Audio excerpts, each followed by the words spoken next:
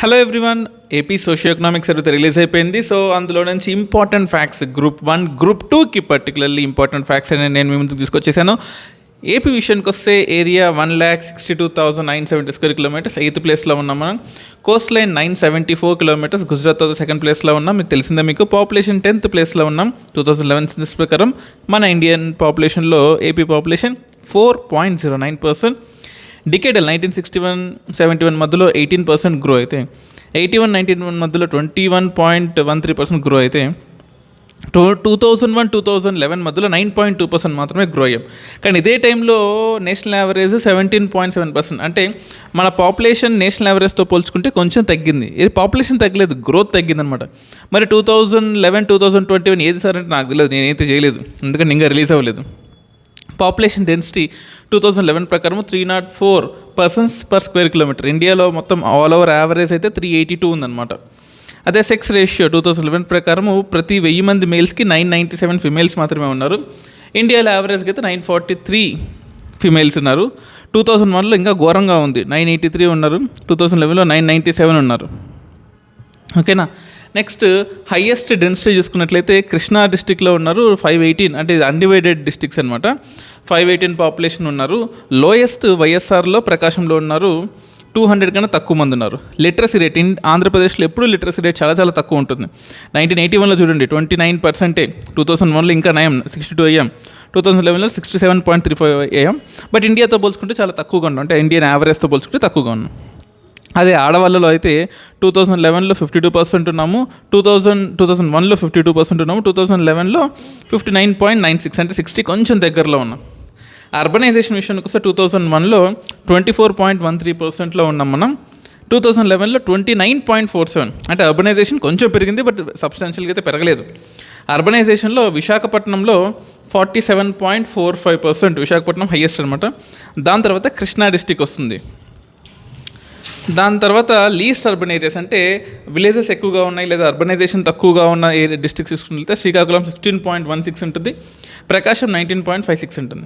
మరి సాయిల్ విషయానికి వస్తే ఆంధ్రప్రదేశ్లో ఎటువంటి సాయిల్ మనకు ఉంది అంటే శాండ్, సిల్ట్, క్లే. ఓకేనా. అంటే మట్టి, చిన్న సన్నటి మట్టి, అంటే అల్యూవేల్ శాండ్ లాంటిది అనమాట. సిల్ట్, క్లే, ఈ బంకమట్టి 3 కలిపిన శాండ్ ఆంధ్రప్రదేశ్లో ఎక్కువగా ఉంది.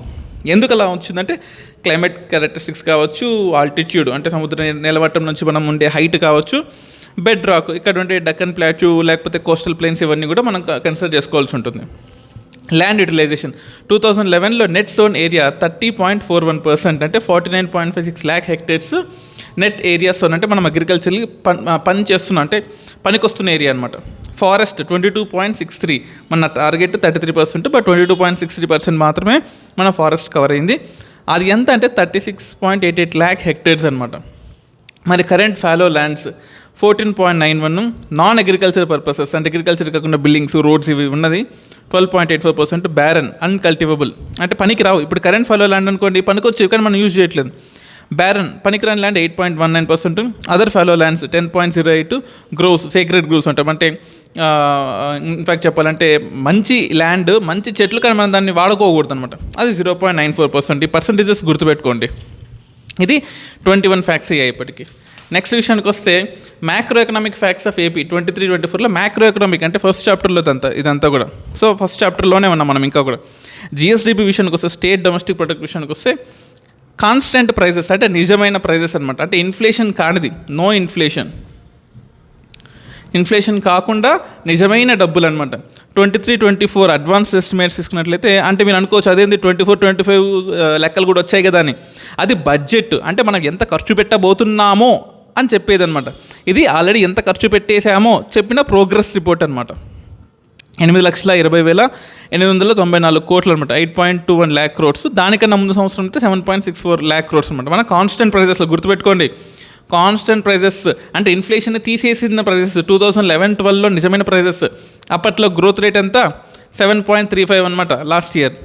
అదే కరెంట్ ప్రైజెస్, అంటే మోసం చేసిన ప్రైజెస్. అదేంటి మోసం అంటారేంటి అంటే ఇన్ఫ్లేషన్ని కలుపుకున్నాం అనమాట ఇక్కడ మనం.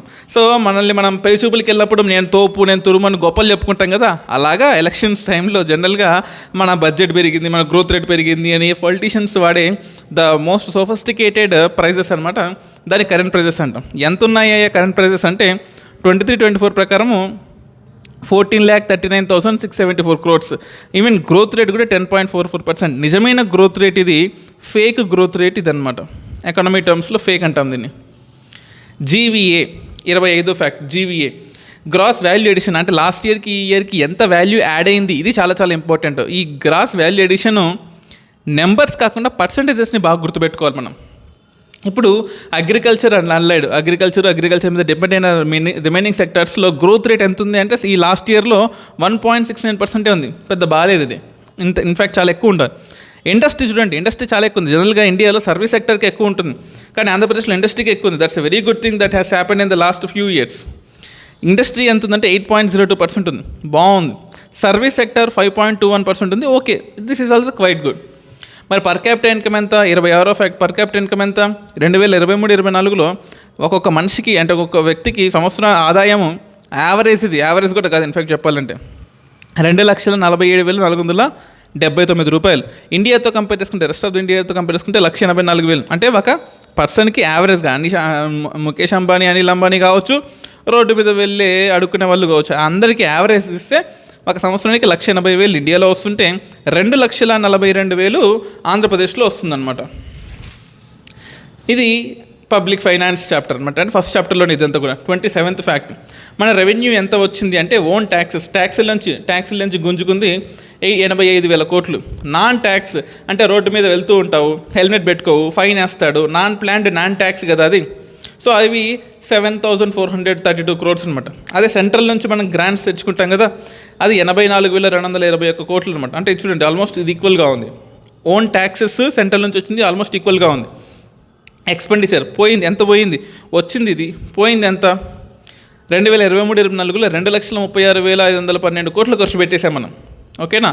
అందులో అప్పు ఎంత అంటే ఓవరాల్గా మన రెవెన్యూ ఎస్టిమేట్స్ ప్రకారం అప్పు అంతే 4,91,734 కోట్లు.